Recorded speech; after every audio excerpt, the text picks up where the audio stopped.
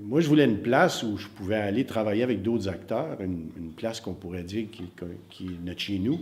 Et, euh, et c'est ça, ici, moi, je partage mon studio avec les productions Rêve Intentionnel. C'est un organisme à but non lucratif qu'on a créé en 2006.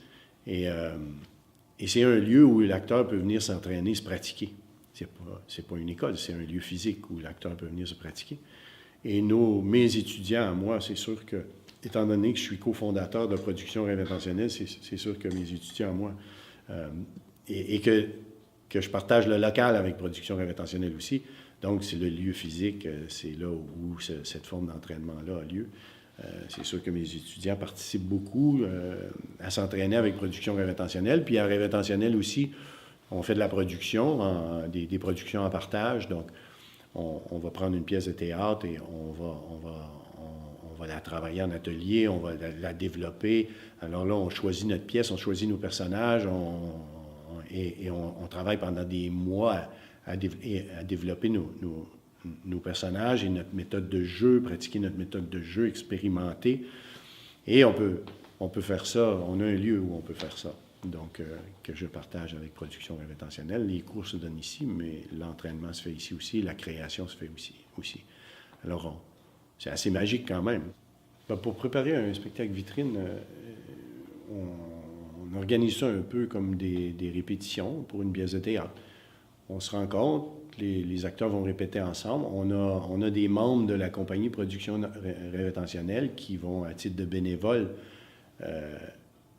s'intéresser, par exemple, à de la direction d'acteurs, à apprendre à faire de la direction d'acteurs. C'est des acteurs qui ont plus d'expérience, mais c'est des acteurs professionnels, c'est pas des étudiants qui font de la direction d'acteurs dans les spectacles vitrines.